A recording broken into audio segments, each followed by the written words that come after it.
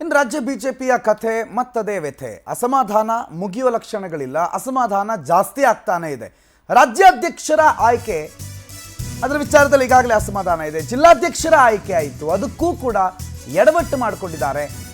ರಾಜ್ಯಾಧ್ಯಕ್ಷರು ಮಾಡಿರುವ ಜಿಲ್ಲಾಧ್ಯಕ್ಷರ ಆಯ್ಕೆ ವಿಚಾರ ಮತ್ತೆ ಎಡವಟ್ಟಿಗೆ ಕಾರಣ ಆಗಿದೆ. BY ವಿಜಯೇಂದ್ರ ವಿರುದ್ಧ ಬೇರೆ ಬೇರೆ ಕಡೆಯಲ್ಲಿ ಆಕ್ರೋಶ ಭುಗಿಲೆದ್ದಿದೆ. ವಿಜಯೇಂದ್ರ ವಿರೋಧಿ ಟೀಮ್ಗೆ ಇದು ಮತ್ತಷ್ಟು ಬಲ ಕೊಟ್ಟಿದೆ. ಯತ್ನಾಳ್ ಅಂಡ್ ಟೀಮ್ ಬಳಿಕ ಈಗ ಡಾಕ್ಟರ್ ಕೆ ಸುಧಾಕರ್ ಕೂಡ ವಿಜಯೇಂದ್ರ ಅವರ ವಿರುದ್ಧ ಬಹಿರಂಗವಾಗಿ ವಾಗ್ದಾಳಿ ಮಾಡಿದ್ದಾರೆ. ಸಂಸದ ಸುಧಾಕರ್ BYV ವಿರುದ್ಧ ಅವರೇನು ಏಕಮೇವ ಚಕ್ರಾಧಿಪತಿನ ಅಂತ ಕಿಡಿಕಾರಿದ್ದಾರೆ. ಈ ಎಡವಟ್ಟುಗಳೆಲ್ಲ ವಿಜಯೇಂದ್ರ ಸಂಕಷ್ಟ ತಂದೊಡ್ಡಿದ್ರೆ ಆಶ್ಚರ್ಯ ಪಡಬೇಕಾಗಿಲ್ಲ. ವಿಜಯೇಂದ್ರ ಅವರನ್ನ ವಿರೋಧಿಸುವ ಒಂದು ಬಣ ಆಲ್ರೆಡಿ ಇರೋ ಸಂದರ್ಭದಲ್ಲಿ ಇದೇನು ಹೊಸತಲ್ಲ, ಅಥವಾ ಈ ವಿರೋಧ ವಿಜಯೇಂದ್ರ ಅವರ ಶಕ್ತಿಯನ್ನು ಕುಗ್ಗಿಸುತ್ತೆ ಹೊರತು ಮತ್ತೆ ಜಾಸ್ತಿ ಮಾಡೋದಕ್ಕೆ ಸಾಧ್ಯ ಇಲ್ಲ. ಸಂಸದ ಡಾಕ್ಟರ್ ಕೆ ಸುಧಾಕರ್ ಜಿಲ್ಲಾಧ್ಯಕ್ಷರ ಆಯ್ಕೆ ವಿಚಾರದಲ್ಲಿ ಏನು ಹೇಳ್ತಾರೆ, ಏನವರ ಅಭಿಪ್ರಾಯ ಕೇಳಿಸ್ಕೊಳ್ಳಿ. ಕೋಲಾರ ಬೆಂಗಳೂರು ಗ್ರಾಮ ಸೌಜನ್ಯಕ್ಕೆ ಕೂಡ ಅವ್ರು ನನ್ನ ಜೊತೆ ಚರ್ಚೆ ಮಾಡಿಲ್ಲ ಇಲ್ಲಿವರೆಗೂ. ನಾನೇ ಅವರಿಗೆ ಫೋನ್ ಮಾಡಿದ್ದೇನೆ ಕಳೆದ 10 ದಿವಸದಲ್ಲಿ. ಫೋನ್ ರೆಸ್ಪಾಂಡ್ ಮಾಡಲ್ಲ, ಮೆಸೇಜ್ಗೆ ಉತ್ತರ ಕೊಡಲ್ಲ. 2 ಸಲ ಅಪಾಯಿಂಟ್ಮೆಂಟ್ ನಿಗದಿ ಮಾಡಿದರು, ಮತ್ತೆ ಅಪಾಯಿಂಟ್ಮೆಂಟ್ ಮುಂದಕ್ಕೆ ಹಾಕಿದ್ರು. 2-3 ದಿನ ಆದಮೇಲೆ ಸಿಗ್ತೀನಿ. ಮೊನ್ನೆ ನಡ್ಡಾಜಿ ಅವರಿಗೆ ನಾನು ಒಂದು ಮೆಸೇಜ್ ಕಳಿಸಿದರೆ ತಕ್ಷಣ ಅವ್ರು ನನಗೆ ಅಪಾಯಿಂಟ್ಮೆಂಟ್ ಕೊಡ್ತಾರೆ. RSS ಸಂಘಗಳಲ್ಲಿ ನಮಗೆ ಅಪಾಯಿಂಟ್ಮೆಂಟ್ ಕೇಳಿದರೆ ಪಾಪ ಕೊಡ್ತಾರೆ. ಎಂಥ ಹಿರಿಯ ಮುಖಂಡರುಗಳು ನಮಗೆ ಅಪಾಯಿಂಟ್ಮೆಂಟ್ ಕೊಡ್ತಾರೆ, ಕೇಳ್ತಾರೆ.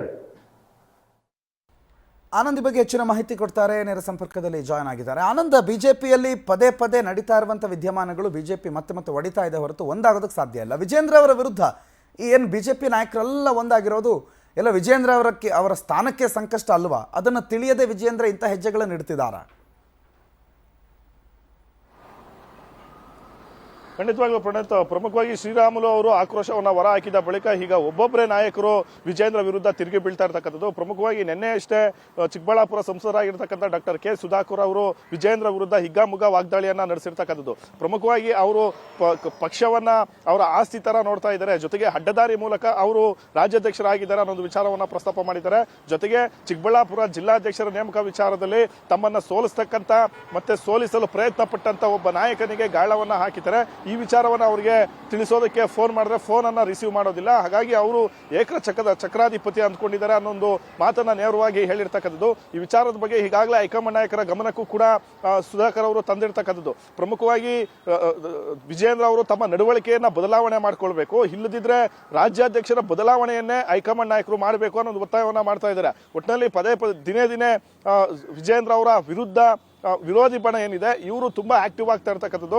ಜೊತೆಗೆ ವಿಜಯೇಂದ್ರ ಅವರ ಒಂದು ನಡವಳಿಕೆಯನ್ನ ಕಟುವಾಗಿ ಟೀಕೆಯನ್ನ ಮಾಡ್ತಾ ಇರ್ತಕ್ಕಂಥದ್ದು. ಹಾಗಾಗಿ ವಿಜಯೇಂದ್ರ ಅವರು ಕೂಡ ಬಹಳಷ್ಟು ಒಂದು ಒತ್ತಡದ ಮತ್ತೆ ಸಂದಿಗ್ಧ ಒಂದು ಪರಿಸ್ಥಿತಿಗೂ ಕೂಡ ಸಿಲುಕೊಂಡಿದ್ದಾರೆ. ಯಾಕೆಂತಂದ್ರೆ ಬಿಜೆಪಿಯ ಘಟಾನುಘಟಿ ನಾಯಕರು, ಹಿರಿಯ ನಾಯಕರು ಇಂಥವರೇ ವಿಜಯೇಂದ್ರ ಅವರ ನಾಯಕತ್ವವನ್ನ ಪ್ರಶ್ನೆ ಮಾಡ್ತಾ ಇರ್ತಕ್ಕಂಥ ಹಿನ್ನೆಲೆಯಲ್ಲಿ ಅವರನ್ನ ನಾಯಕತ್ವದಿಂದ ಕೆಳಗಿಳಿಸಬೇಕು ಅನ್ನೋ ಒಂದು ಒತ್ತಾಯಗಳು ಕೂಡ ಹೆಚ್ಚಾಗಿ ಕೇಳ್ಪಡ್ತಾ ಇರ್ತಕ್ಕಂಥದ್ದು. ಹಾಗಾಗಿ ಪ್ರಮುಖವಾಗಿ ಈಗಾಗಲೇ ಡಾಕ್ಟರ್ ಕೆ ಸುಧಾಕರ್ ಅವರು ತೀವ್ರವಾಗಿ ವಾಗ್ದಾಳಿಯನ್ನ ನಡೆಸಿದ್ದಾರೆ. ಇವರು ಕೂಡ ಒಂದು ರೀತಿ ಯತ್ನಾಳಿಗೆ ಬೆಂಬಲವನ್ನ ಕೊಟ್ಟಿರ್ತಕ್ಕಂಥದ್ದು. ಹಾಗಾಗಿ ಒಂದು ಕಡೆ ಶ್ರೀರಾಮುಲು, ಈ ಕಡೆ ಡಾಕ್ಟರ್ ಕೆ ಸುಧಾಕರ್ ಸೇರಿದಂತೆ ಬಹಳಷ್ಟು ಹಾಲಿ ಸಚಿವರು, ಹಾಲಿ ಸಂಸದರೇ ಈ ರೀತಿ ವಿಜಯೇಂದ್ರ ಅವರ ನಾಯಕತ್ವ ಬಗ್ಗೆ ಪ್ರಶ್ನೆ ಮಾಡ್ತಾ ಇರ್ತಕ್ಕಂಥದ್ದು ವಿಜಯೇಂದ್ರ ಅವರಿಗೆ ತೀವ್ರವಾದಂತಹ ಒಂದು ಮುಜುಗರವನ್ನು ಕೂಡ ತಂದಿದೆ. ಹಾಗಾಗಿ ಹೈಕಮಾಂಡ್ ನಾಯಕರು ಆದಷ್ಟು ಬೇಗ ಎಂಟ್ರಿ ಕೊಟ್ಟು ರಾಜ್ಯಾಧ್ಯಕ್ಷರ ಬದಲಾವಣೆಯನ್ನ ಮಾಡಬೇಕು ಅಥವಾ ಎಲೆಕ್ಷನ್ ಅನ್ನ ಘೋಷಣೆ ಮಾಡಬೇಕು, ಎಲೆಕ್ಷನ್ ಅನ್ನ ಮಾಡಬೇಕು ಅನ್ನೋ ಒಂದು ಒತ್ತಾಯವನ್ನ ಮಾಡ್ತಾ ಇರ್ತಕ್ಕಂಥದ್ದು. ಪ್ರಣೋತ್, ಥ್ಯಾಂಕ್ ಯು ಆನಂದ್ ಮಾಹಿತಿಗೆ.